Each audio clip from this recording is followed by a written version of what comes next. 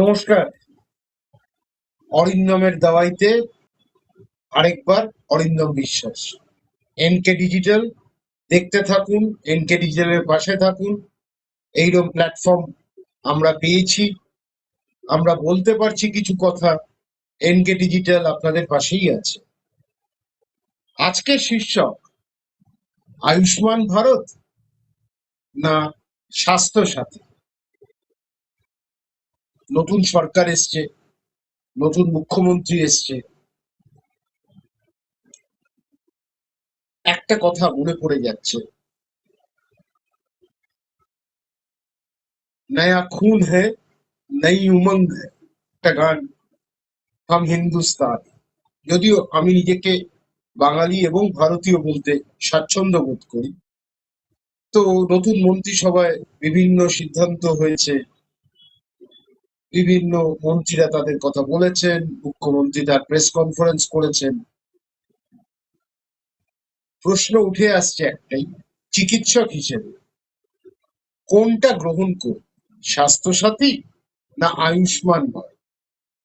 আয়ুষ্মান ভারত প্রকল্প বিভিন্ন জায়গায় আছে যেখানে বিজেপি সরকার রাজত্ব করছে।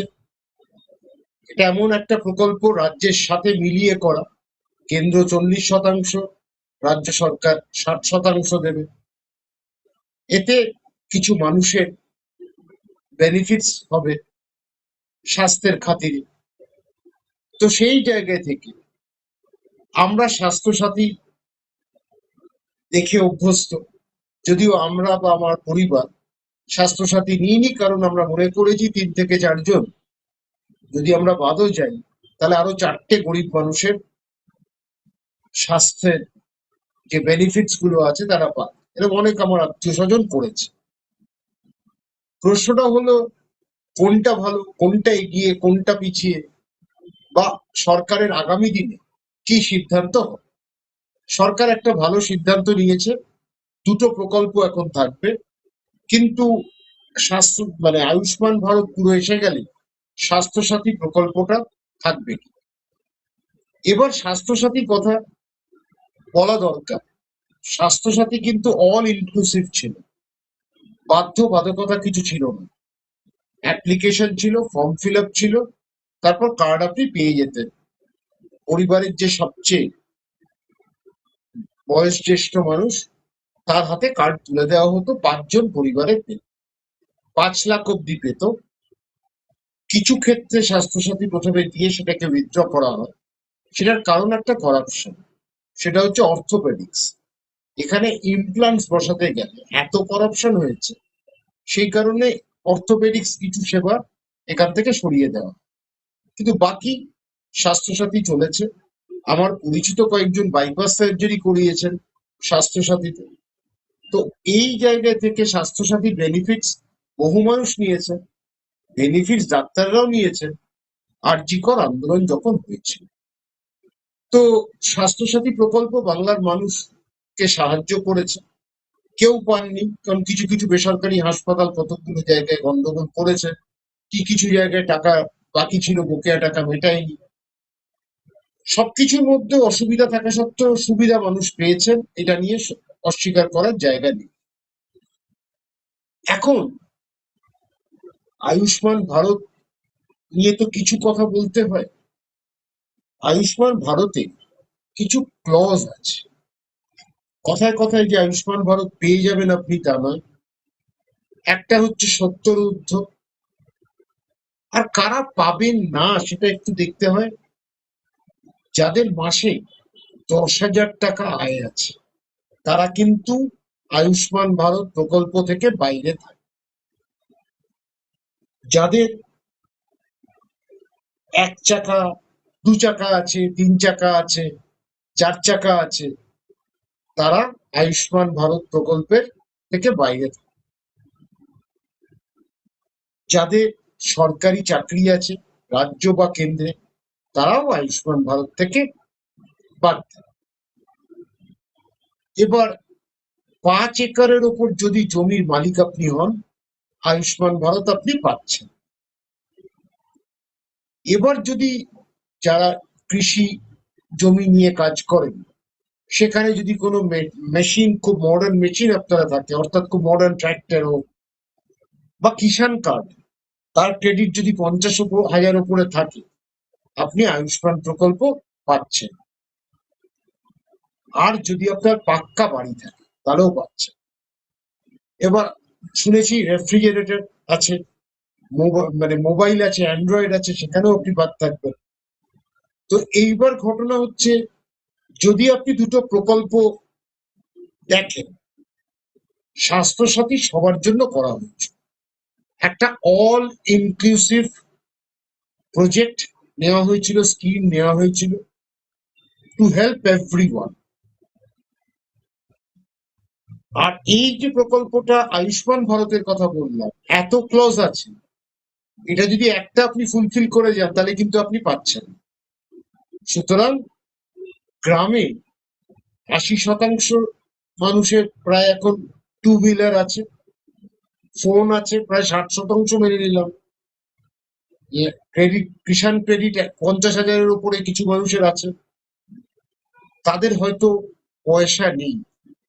ভারত এই জায়গায় 140 কোটির মধ্যে 50 কোটি মানুষকে সুবিধা দেওয়ার জন্য এই প্রকল্প তৈরি হচ্ছে। আমি মানি, আমিও যেরকম স্বাস্থ্যসাথী রিজেক্ট করেছি, দরকার নেই, আমার মেডিক্লেম আছে, আমার অনেক আত্মীয় স্বজন সেটা করেছে বা অনেক মানুষ করেছে। গরিব মানুষের চিকিৎসাটা কিন্তু দেওয়া উচিত।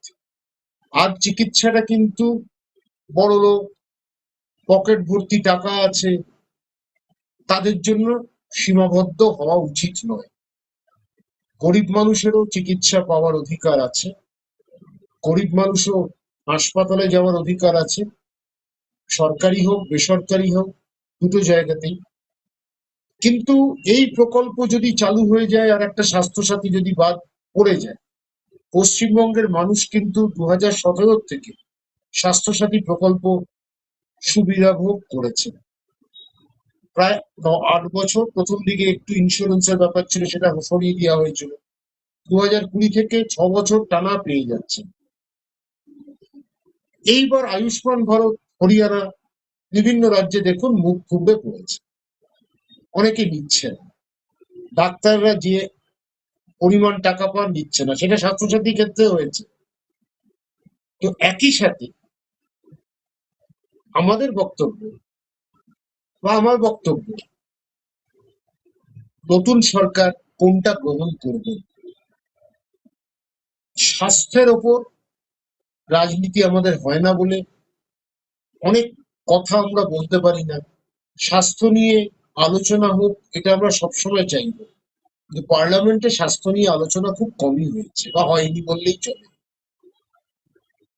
স্বাস্থ্যসাথী মানুষকে সাহায্য করেছে, আয়ুষ্মান ভারত সাহায্য করেছে। নতুন সরকারকে একটা জিনিস দেখতে হবে, স্বাস্থ্যসাথী নামটা বদলে দিন, কিন্তু স্বাস্থ্যসাথী প্রকল্পের যে সুবিধাগুলো আছে সেইগুলো বাংলার মানুষকে দেওয়া হবে। স্বাস্থ্যসাথী প্রকল্পটার নাম সরিয়ে সেটা জ্ঞানেশ কুমার প্রকল্প হোক, পিএম যোজনা হোক, শাহ যোজনা হোক, বা অগ্রওয়াল যোজনা হোক, বা গুপ্ত যোজনা হোক, কোনো অসুবিধা নেই। কিন্তু যে যে বেনিফিটস গুলো মানুষ ডিরাইভ করেছে এতদিনে, বাংলার মানুষ, সেইগুলো যদি সরিয়ে দেওয়া যায়, সরিয়ে দিয়ে দেওয়া হয়, আর একটা প্রকল্প নতুন আনা হয় যেখানে কিন্তু all exclusive, Swasthya Sathi all inclusive হয়েছে, এটা অল এক্সক্লুসিভ। আপনার সুবিধা, আপনারা মানুষ, নতুন সরকার এনেছেন, অনেক আশা নিয়ে আছেন, তারা অনেক স্বপ্ন পূরণ করবেন। আর স্বাস্থ্যসাথীও বাংলাদেশিকে দেওয়া হয়নি, আফগানিকে দেওয়া হয়নি, পাকিস্তানিকে দেওয়া হয়নি, নিশ্চয়ই এদেশের মানুষই তো ভোগ করবে। এবং স্বাস্থ্যসাথীর ক্ষেত্রে প্রাথমিক দিক দিয়ে অনেক অন্য ভিন রাজ্যের মানুষ এসে সুবিধা ভোগ করেছেন, পরে সেটা আটকানো গেছে, আটকানো উচিতই ছিল। তো আমার বক্তব্য হচ্ছে, কোনটা ভালো কোনটা খারাপ প্রকল্পটা সামনে না আসলে আপনারা কেউ বুঝতে পারবেন। কিন্তু যে নিয়মটা আছে, সেটা কিন্তু আপনাদেরকে আমি বলে দিই। এইবার সরকার কি করবে? নতুন সরকার অনেক উদ্যম নিয়ে এসছে, তারা কি করবে সেটা তাদের ওপর, তারা কোনটা রাখবে কোনটা নেবে। কিন্তু আমি চিকিৎসক হয়ে বলবো, স্বাস্থ্যসাথী সুবিধা পশ্চিমবঙ্গে যেভাবে মানুষ পেয়েছে, পাননি অনেকে, এটাও ঘটনা। কিছু বেসরকারি হাসপাতাল বেগরবাই করেছে, এটা অস্বীকার করার নেই। তাদের বিরুদ্ধে ব্যবস্থা সেভাবে নেওয়া হয়নি, সেটাও হয়েছে। কিন্তু মানুষকে প্রকল্প থেকে বঞ্চিত করলে মানুষের জন্য কিন্তু সরকার তৈরি হয়, মানুষের মাধ্যমে তৈরি হয়। সরকারের জন্য মানুষ হয় না, মানুষের জন্য সরকার হয়। আপনারা সরকার নিয়ে এসেছেন, এবার প্রকল্পগুলো পাওয়ার অধিকার আপনাদের আছে, কিন্তু যেখানে এতগুলো ক্লজ আছে সেই প্রকল্প থেকে আপনারা যদি বঞ্চিত হন, তাহলে কিন্তু সেই সুবিধা ভোগ হবে না। প্রত্যেক বছর 5% করে ভারতবর্ষের মানুষ আপনাদের কিন্তু একটা সমস্যায় পড়েন, নিজের পকেট থেকে খরচ করতে গিয়ে পভার্টি লাইনে চলে যায়। এই মাথাটায় কিন্তু আপনাদের রাখতে হবে। সুতরাং একেবারে প্রাথমিক ভাবে কাজ করেছে সরকার, নতুন সরকার। এবার সরকার প্রকল্পটাকে কিভাবে ব্যবহার করায়, কিভাবে মানুষকে সুবিধা দেয়, সেটা তাদের সিদ্ধান্ত হবে। আমি বলতে পারি যে স্বাস্থ্যসাথীর যে সুবিধাটা ছিল সেটাই ব্যবস্থা করে নাম বদল হতো, কিন্তু বাংলার মানুষ পাক এটা। আর দ্বিতীয়ত হচ্ছে, একটা প্রজেক্ট আয়ুষ্মান ভারত বিভিন্ন রাজ্যে কিন্তু মুখ থুবড়ে পড়েছে, মানুষ বুঝতে পারেনি, প্রথমে নেওয়া হয়েছে, বিভিন্ন বেসরকারি হাসপাতাল নিতে আগ্রহ দেখাননি, পরের দিকে তারা রিজেক্ট করেছেন। সেইগুলো তো আলোচনা নিশ্চয়ই আসতে হবে। তো আমরা সেই আলোচনা থেকে যাতে আমরা আরো সুযোগ পাবো, এই আলোচনার একদম প্রথম দিক, সরকারের প্রথম কয়েকটা দিনও হয়নি। তো যতদিন যাবে সরকার কি করবে সেটা স্পষ্টতা করে সরকার বলবে, কিন্তু আমরা সেটা দেখতে থাকি, এনকে ডিজিটালও লক্ষ্য রাখি। বিষয়টা আপনাদের ওপর ছেড়ে দিলাম, আপনাদের মন্তব্য সবসময় আপনারা করেন, করবেন, ভালো খারাপ সব দিকটা আছে গণতন্ত্রে। আমি যা বলছি সেটা অমান্য করার অধিকার আপনার আছে, ভিন ভিন্ন মন্তব্য করার যেরকম অধিকার আছে, আবার আমারও প্রকল্পগুলো একটু দেখে এর ভিত্তিটা দেখে আলোচনার অধিকারও আছে। এনকে ডিজিটাল সেই প্ল্যাটফর্মটা আমাকে দিয়েছে, এনকে ডিজিটালকে ধন্যবাদ জানাই। অরিন্দমের দাওয়াইতে আমার এই দাওয়াই আজকে দিতে পারলাম না, কারণ একেবারে কয়েকটা দিন, আর কয়েক মাস পরে কি ঘটে তখন একটা দাওয়াই না হয় হবে। কিন্তু এই দাওয়াইটা বললাম যে ওর মধ্যে যে স্বাস্থ্যসাথীর যে সুবিধাগুলো আছে সেগুলো মানুষকে যেন দেওয়া হয়, তার থেকে যেন মানুষ বঞ্চিত না হন। অনেক গরিব মানুষ সেই সুবিধা ভোগ করে কিন্তু তারা বেঁচে আছেন, বেঁচে ফিরেছেন কঠিন কোনো অস্ত্রোপচার থেকে, কঠিন কোনো অসুখ থেকে। সুতরাং সেভাবে যদি এই দাওয়াই আমার কার্যকরী হয় তাহলে আমি খুশিই হব। কিন্তু অরিন্দমের দাওয়াইতে যেরকম আলোচনাও হবে, ক্রিটিসিজমও হবে, আবার ভালোটা ভালোও বলা হবে, খারাপটা খারাপ বলা হবে। এনকে ডিজিটালের পাশে থাকুন, এনকে ডিজিটালের অনুষ্ঠানগুলো দেখতে থাকুন, খুবই ভালো হয় অনুষ্ঠানগুলো, খুব পরিষ্কার হয় অনুষ্ঠানগুলো। সেই টিমকে আমি কুর্নিশ জানাই, আপনারাও সাথে থাকলে আরো বেশি অক্সিজেন পাবে এনকে ডিজিটাল। অরিন্দমের দাওয়াইতে আজকে আমি শেষ করছি। অরিন্দমের নমস্কার নেবেন।